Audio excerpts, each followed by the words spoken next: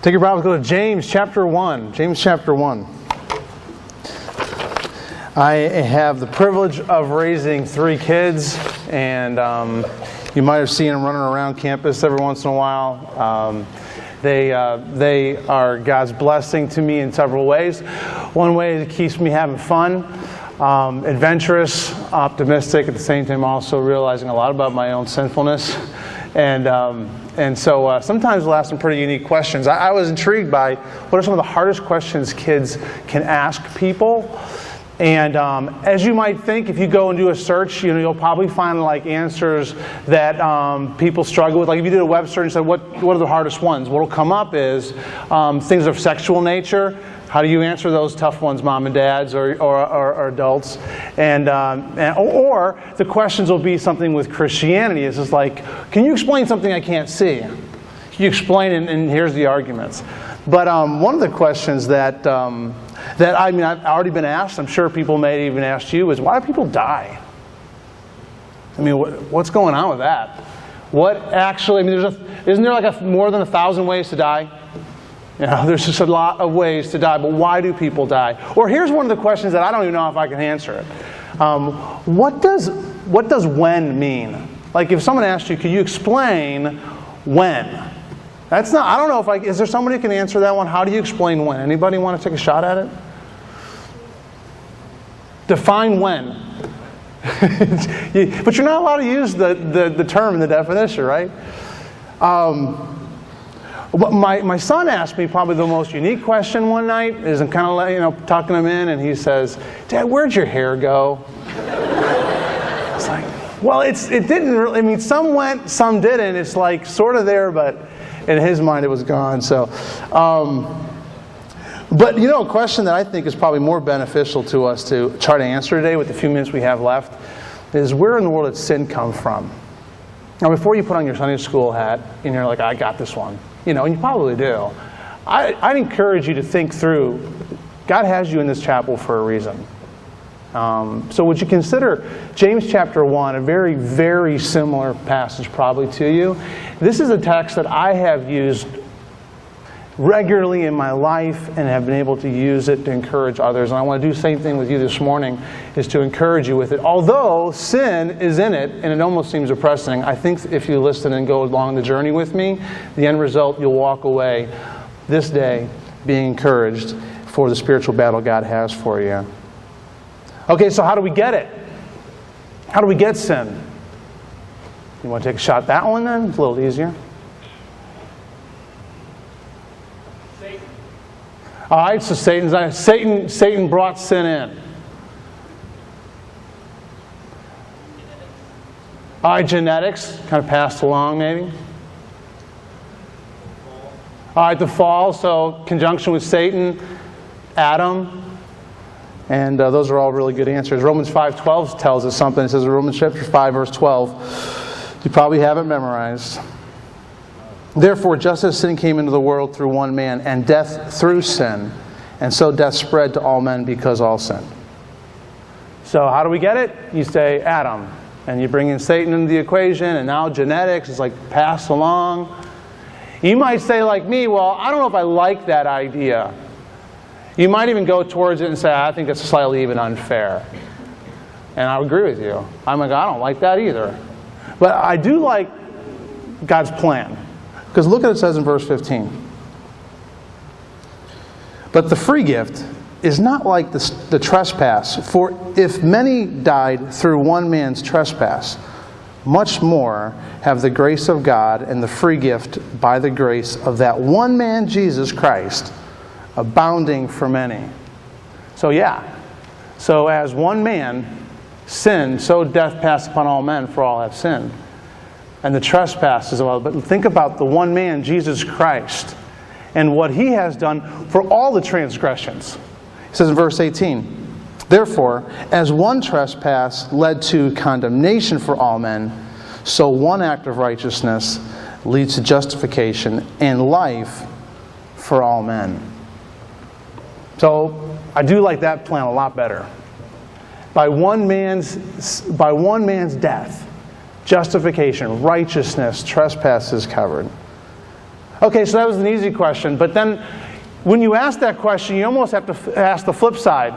Okay, well, you trace it back to Satan. And then another normal question I think even you might ask or have asked, or young people ask all the time, even adults. So God knew everything. So what part does He play in this whole story? Is this crafting this whole story and God's the author of this sin? And I like what James 1 verse 13 tells us. It's not from God. Sin didn't come from God. Look at verse 12 in James chapter 1, our text for this morning. James chapter 1 verse 12. Blessed is the man who remains steadfast under trials. Okay, so yes, he's talking about trials. He just got done talking about trials, and he's still talking about trials. And here's something interesting about trials in verse 12. He says, for when he has stood the test, he will receive the crown of life. You remain steadfast in those trials, the reward is eternal reward. God has a plan for that. But then he says, which God has promised those who love Him. Verse 13, let no one say when he's tempted. That word tempted is the same word for trial, except for now it's used in the negative sense. So the word temptation is the English word we use. So this temptation, this trial, is a desire for something evil. And he says in verse 13, let no one say when he is tempted. How in the world does that correlate with trials in verse 12? Because if you open up any study Bible, if you end up opening up your Greek translation, and you end up looking at the manuscripts, and you're going to say, this looks like a whole thought. Like this is a paragraph. And they'll always stick 12 with 13. And it's kind of like, what in the world? Why do they go? Someone needs to figure that out and separate it. Unless they're intended to go together. And the reality is that how many trials do you go through and you are tempted to sin in the trial? Just about every one of them. I know that's how it is for me. Every trial, I am tempted. And when I start to go, yes, God's in orchestrating the trial, then I might want to just blame God for the fact that I'm struggling through it. He doesn't give me enough information. He doesn't seem like He's got things under control. This problem, this issue in my life seems bigger. God, do you really understand what's going on? You might even think of the relationship, your own flesh struggles, and you say, don't you realize the world I live in? Do you see other people, the way they're living? You see how they're around me? They're affecting me, impacting my things I look at, the things that I think on, the things that I say. You and I do the same thing. We start to do that. And we want to look at our situation, and if we're not careful, we end up blaming God. But you learn something about trials. In every trial, we can count it all joy and ask God for wisdom and go through it. And the benefactor is edification. Or we find a way to sin. And God says through James, be very careful. God's not the author of sin. God's not the author of your temptation. So they can pose temptation. So we can't ever say, the author says, we can never ever say it's from God. Because why? Because it says God is invincible from the assault of evil. It's impossible for God to be assaulted by evil. Impossible. Therefore, if He cannot be tempted with evil in any way, He will never use evil in your life to tempt you. How can He take that which He's immune to?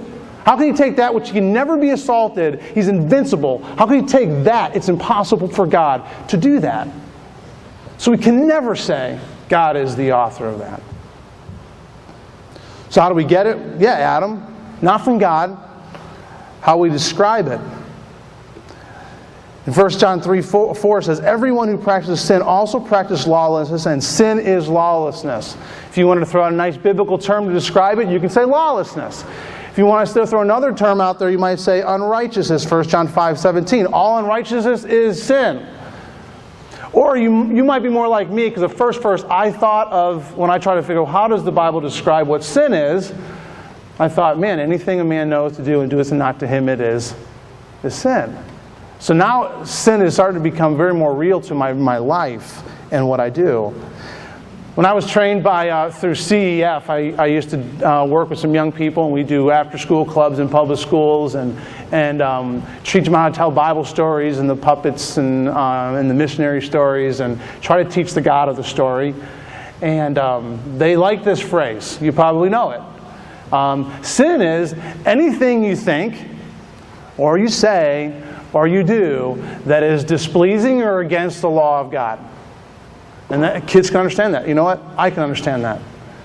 And that's exactly what the Scripture says. It's lawlessness. It's unrighteousness. It's that which is in opposition to God. So where did it come from? Where did we get it? We answer that. How do we describe it? So where is it now, though? Where is it? I mean, is it around us? Is it on the main street of a city? Is it in Las Vegas? Is it in the bars?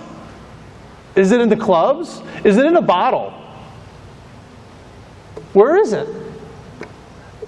Here's the reality. If we can't get to the heart of where sin is, the source of it, we won't be able to deal with our own sinful flesh.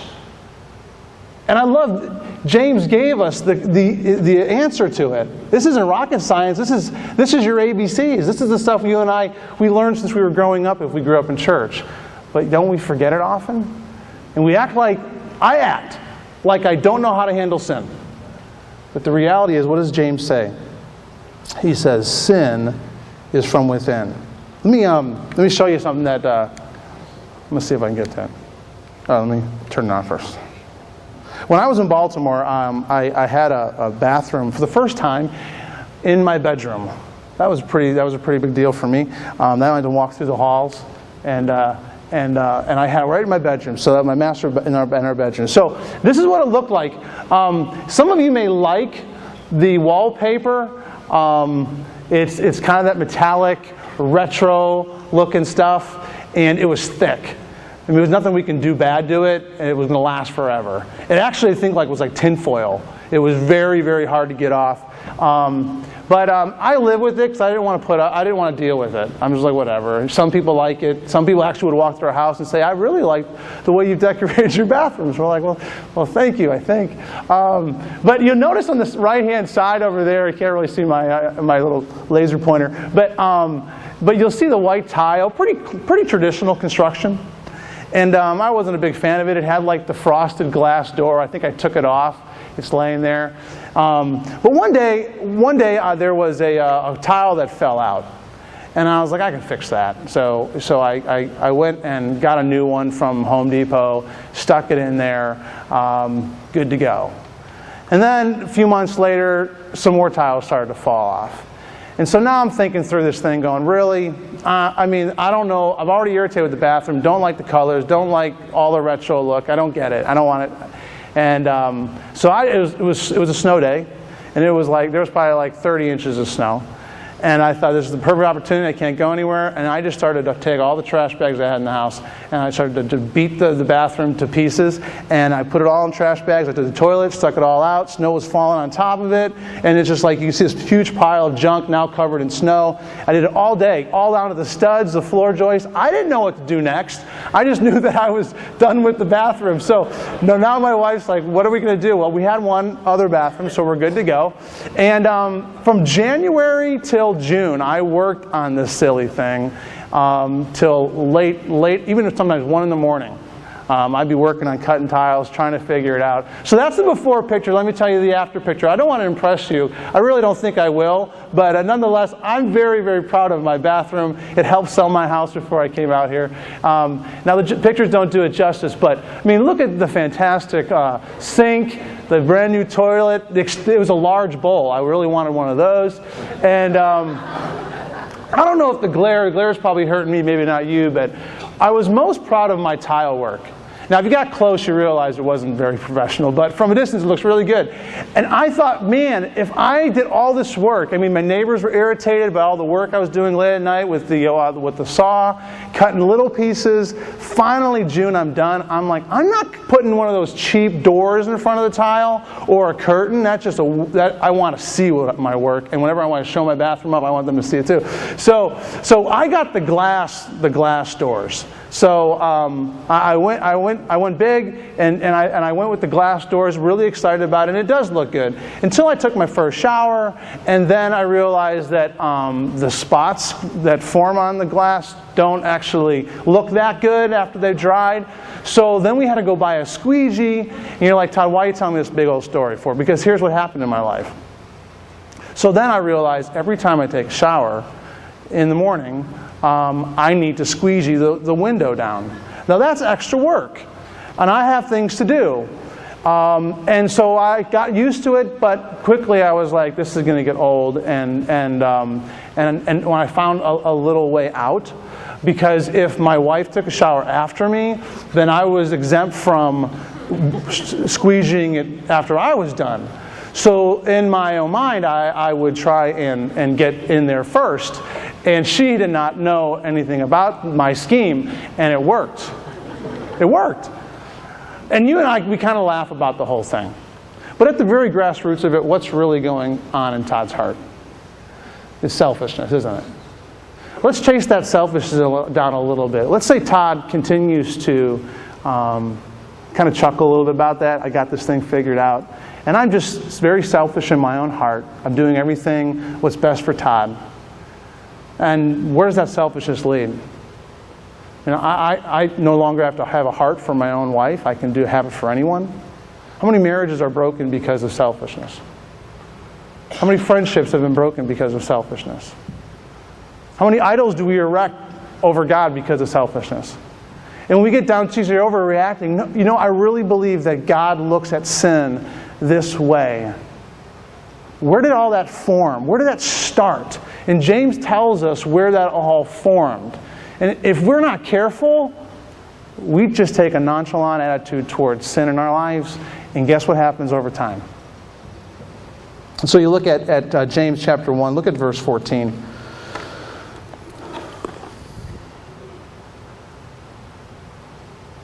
But each person is tempted when he is lured and enticed by his own desires. I think the first thing you have to understand, and this is the point of the text that I want to draw to your attention as you leave in the next 7 minutes, is what is it?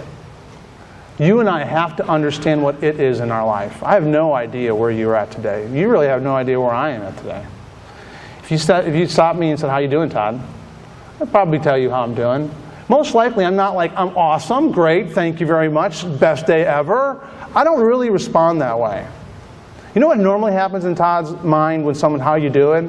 One of two things come to mind. Either the most recent sin, and I'm defeated, or number two, I'm just overwhelmed by God's grace. So you're going to get one extremes from me. You're going to be like, I'm doing good, I'm better than I deserve. I'm trying to counsel myself up to a really good answer. Or I'm really doing well because God has just captured my heart and my mind, and I'm overwhelmed by God's grace. I need to understand that's how we live. And if we don't understand the source of our sin in our issue, we don't know how to deal with it. I like what James says. He says, look at what happens. First off, we develop an evil desire. Our own lust. In verse 14 says that, but each person is tempted when he is lured and enticed by his what? His own desire. Your own lust. You might say, "How that would be nice." Or, "I need that." That's where it starts. You look at him, you look at her, you look at the television screen, you look what that is. You aspire to something. It's a start of something you want. It's a desire. What happens to that? That desire drags you away. What does it say? It drags you away when you're lured and enticed. That word for drags away, when you're lured, it's something that it's a term for, like a hunter's term, wild game being lured into traps. I mean, any hunters here?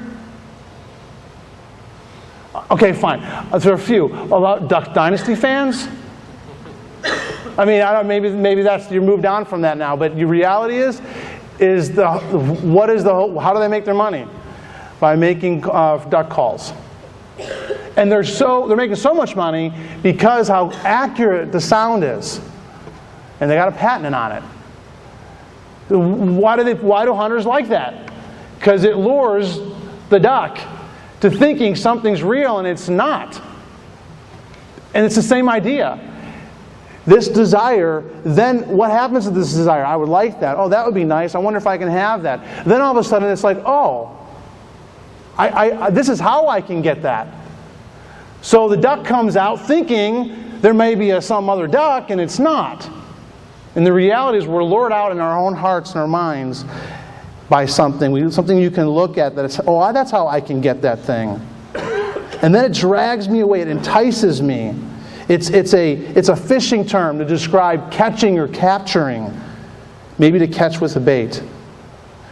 So what happens? Not only do I have a desire, maybe you're hungry or you want something that your flesh desires, but then you think, man, I need an opportunity to do it. Oh, look, there's the bait. There it is. There he is. There she is. There's the television. There's the computer. There is this idea of having status. Here's the idea of getting a good grade. I can do it this way. All of a sudden, this desire now is lured out by an opportunity, and now is the time. And you can snatch it. See, that is what happens in our hearts. And what does it go on to say in the verses here? It drags you away and entices you, and that evil desire is conceived. It is conceived. And he uses terms that you and I understand. What happens? Conception. So this whole idea, just about pregnancy alone, just the egg with the sperm, all that, conception takes place. All of a sudden the life starts. I don't know that we think so deeply about sin like we ought to. We almost take such a nonchalant idea. The reality is that you and I have to think biblically about what starts in our mind. First off, sin is within us. It is the fallen nature. And what happens? Your desire is lured away by an opportunity. You're enticed, and then you snatch it. What happens? You conceive. You conceive sin, and sin, when it is finished, what does it do? It bursts forth. It bursts forth something. And you might say, "Oh, this is just normal life stuff." It is. You think about pregnancies, it takes several months. The thing about you and I with sin, it takes milliseconds. The whole process is like super fast. I was curious how fast it takes to build a car. I'm a Toyota guy. It takes 20 hours, according to statistics, to stamp something out, to weld it. 30,000 parts. And then paint it, and then it cures. 20 hours. You and I, before I was done with that last sentence, you and I could have had a sinful thought, and multiple at once. That process happens so fast, and we become so good at it. We do it so well, like breathing. We don't even think about it. And James says, be careful. Do you realize the source of your sin? Maybe if you understood the source of your sin, you knew where it started, you probably would be able to deal with it in a gospel way. So that evil desire, it gives birth to sin. Now, look, I'm doing it. I'm literally in sin. And then the end result is you look back with guilt and frustration. What happens then? Sin brings forth death. And I wish we had time to talk about it with like 60 seconds left. Death is which I believe is interpretation is eternal death. Ultimately, what's the wages of our sin? It's death. It's eternal death, separation from God. So do you understand what it is in your own life? Do you understand what it is? Have you thought long enough to figure out what is the desire of your heart? Well, what do I do with that? Let me take you down to 1 John 5, verse 4. Just because God says that He didn't do it, I didn't tempt you with sin, doesn't mean God's neutral. And this last part, even though I'm going to rush it, I think it is the most important part of the whole thing. If you're going to walk away with any encouragement, because you just probably heard that you're a sin factory, and you produce it faster than your world record fast. And so am I. But I don't want to leave you that way. You and I, the Scriptures don't leave you that way. 1 John 5, verse 4. For everyone who has been born of God overcomes the world, and this is the victory that has overcome the world, our faith. Who is it that overcomes the world except the one who believes that Jesus is the Son of God? You and I, are overcomers. The reality is that God is not neutral. And oftentimes we look at that and say, okay, well, God just took his hands off and said, well, I didn't do it. But that's not the posture of our God. Our posture is not that you know what he's doing? He actually is on our side. God is actually for us. So temptation isn't sin. We don't have to sin if we know Christ is our personal Savior. God is actually for us. And I would encourage you and me, because I prayed this way coming in and say, God, man, do I need to this today. I don't need this text to be just to sound good in a message during chapel. But quite honestly, the rest of this day, I need to be in conscious effort to recognize the desires of my heart that are evil. I need to go after, I need to capture those evil thoughts. Compare them to the gospel, that Christ has died for that. Deal with it early on. There's a lot of ways to prevent pregnancy, isn't there? There's a lot of wrong ways to deal with pregnancy. You can abort. You can do emergency contraceptives. You can deal with sin the wrong way too. We can prevent. God in His strength and His grace will allow us to deal with the evil desires as we see it. And by God's grace, become obedient. And what's awesome too, 1 John 1:9. When I have given birth to sin, God says, here's how you restore it. So wherever you are, today may we look forward to the cross, and may we consider what's actually going on inside of us. Don't blame outside, don't blame God, blame ourselves. Look at the start of it, apply the cross, apply the gospel to our lives, and live obediently. If you are living in a heap of guilt this morning, can I encourage you? God has a plan of restoration for you. That is available to you. You don't have to respond to the sin the wrong way. You don't have to deal with the pregnancy of that sin the wrong way. You don't have to. I don't have to either. I'm so encouraged by that. Would you go and you walk with Christ this morning? Let's pray. Lord, thank you for your word. Help us to apply very simple truths, but ones we struggle with. In Christ's name, amen.